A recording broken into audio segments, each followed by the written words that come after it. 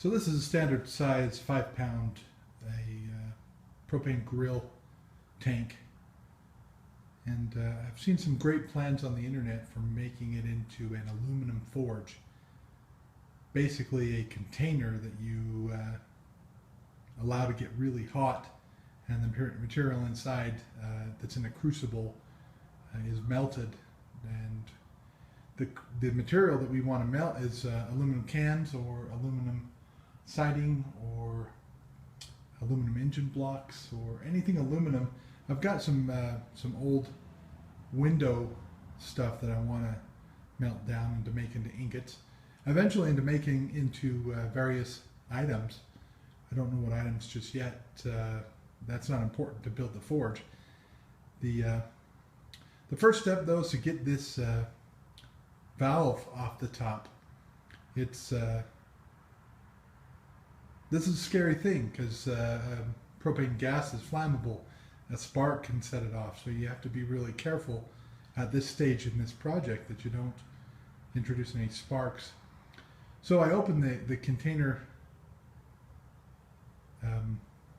turn handle, and I put a pair of locking vice grips there into the opening, and I set it in the yard for a little while. My first step was to get any gas that I knew was pressurized in there out. It made a slight sound when I first pressed in, but after that it was done. So I felt pretty comfortable about that. But the second step is to wrench off this nozzle, and it's in there with threads, and it's just so I've got a couple of long sections of piping here, some stuff from my old upper fence rail, and basically all you do, and all I did, because this is already off, I'm just showing you because I didn't film it at the time, but basically I put a long arm on the locking vice grips, and I locked the other one into the handle, and I pushed and pushed and pushed.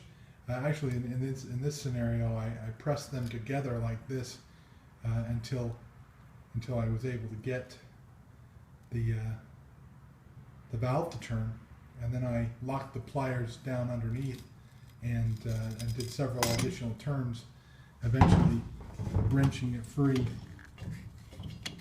And what you get is this set of stuff. Basically, what it's there for is to keep this thing from getting over full. Apparently, a cause of earlier, probably explosions or fires or something caused by the propane tank being too full. Either way, they solved that problem with this overflow fill valve. And I don't need it anymore. Okay, so that's the first step. And then the second step is to take it outside and fill it full of water 3 times. The reason you fill it full of water is so you displace the gas that's in this canister. There's gas in there, and to get it out, you replace it with water, forcing the gas to come out through the top. And you do that at least 3 times. At least that's what I'm going to do based on instructions. Fill this thing up with water 3 times to make sure that there's absolutely no gas left in it by the time you're done. Now that my container is empty of all the gases, I have marked a line with a blue Sharpie. They're right on the edge of the curve at the top. It's sort of like a pumpkin. You'd like this lid to sit on top of the other one and fit snugly so that any heat that you generate inside this container stays in the container. So I'm going to cut my line on this side of the line and try to get as straight and level cut as I can. So I'm at the halfway mark. This metal is thick, and it's going to make a great forge, but getting to the point where I can use it as one, whew, it's going to be a little effort on my part. All right, I'm at my last cut. It's barely hanging on. There's just a little bit more to go. Almost there.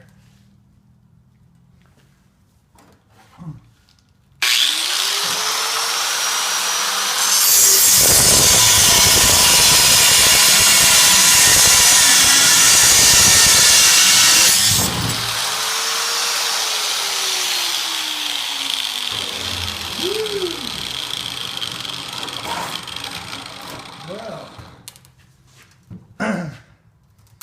I don't know how well you can see that, but that's at least a 1/4 inch thick. It's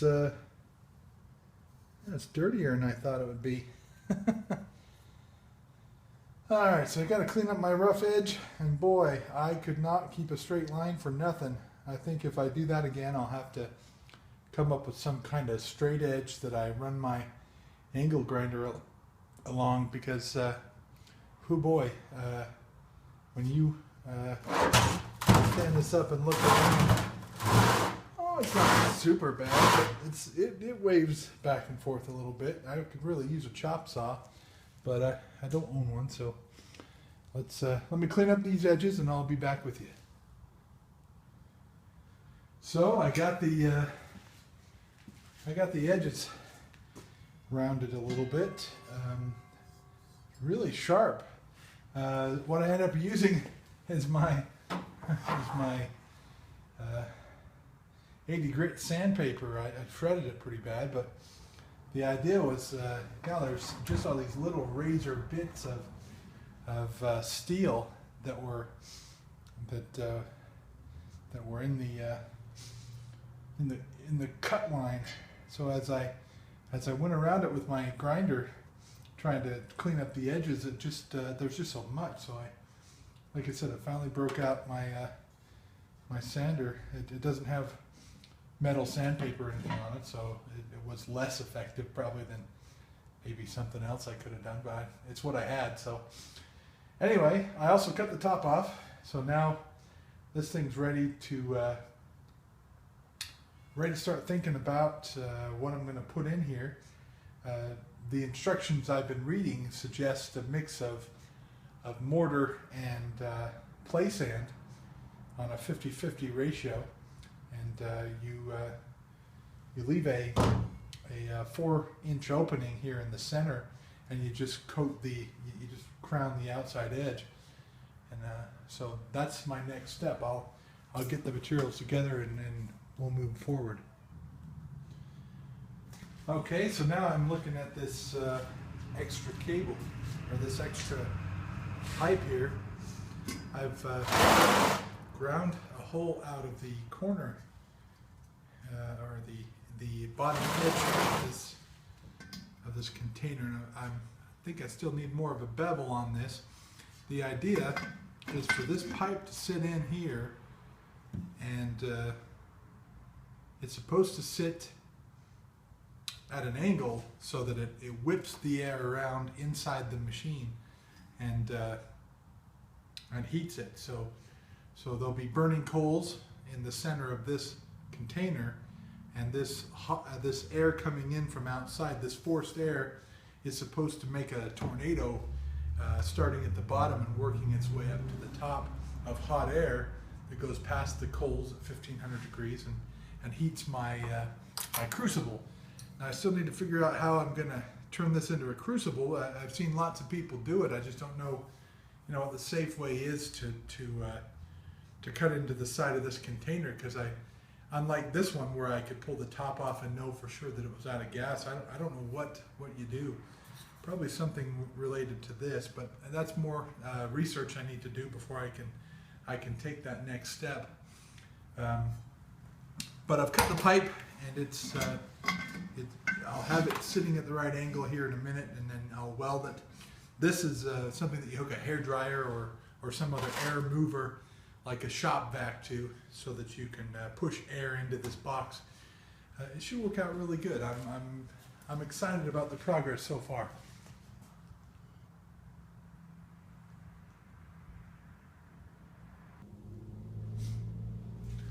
So here's my next step. This is the center. It's not going to stay in there permanently. It's just to as like a form to hold the concrete and sand mix that I'll be, or concrete and mortar mix that I'll be making. I was just reading up on it. It's just stuff I had laying around in here in my garage. 7 inches by 10 feet aluminum. I just cut it with a pair of scissors and use some duct tape on the inside to make a tight and reasonably strong form. I also cut a hole because the air is going to need to be able to get in. So this will line up with this hole right here, and I'll just put this in the center. And then, as you can see, the general idea then is just to center that in the hole, and we're ready to pour. I think I'll clean it out a little bit and make sure that things are ready to roll. But once that's ready to go, we just need to wait for the mortar to dry. So I will get started on mortar and sand. All right. So before I pour, it just occurred to me that my garage is too cold, and I'm going to need to haul this whole shebang onto the floor in the kitchen so that it can cure properly at the right temperature. So I decided to make a few handles. Now this is just rebar that I found here on my property, and I just made a few cuts with the angle grinder, and I'll probably weld the spot that I cut to make it a little stronger, and then I think it's just going to go, I'll fix my angles, but the idea is for it to sit somewhere in there. I mean, this is an unwieldy container.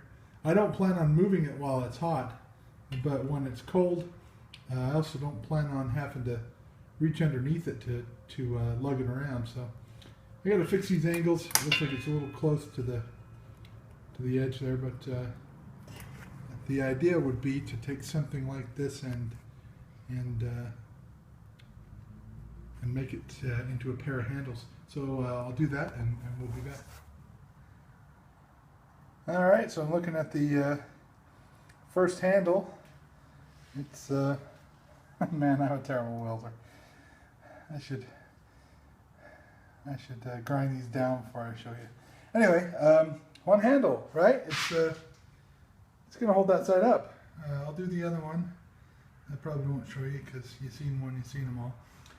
But that's half of a method of carrying this thing around. That'll do the job nicely. All right, this is the top piece.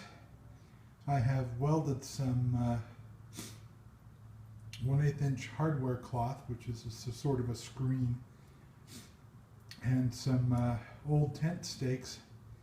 The idea is to capture this mortar mix so that when it's tipped the other direction, it doesn't come out. It needs to have some kind of support system to hold it together. And I don't know if that's going to do the job, but that's what I have. So it's ready to pour mortar mix. And then I've got this one already set to go. I showed you that one last time. It's need to plug that pipe back in to the side. Handles are on. Oh, they're ugly. They're strong though. Looks like there's enough steel there to keep them on the edge. So that's ready to roll. So it looks like all I need now is some mortar mix. I'll fill this one up till it's level, and I'll fill this one up until it's on the edge of the lip. I don't have a huge lip there. I've seen some models where there's 2 or 3 inches, and I had the room there, so I might have been able to do something with that, but I didn't. So I'm going to do the pour, and then I'm going to go to bed. So this is going to have all night to cure, and we'll see what this quickcrete mortar mix and sand looks like in the morning. Good night, y'all.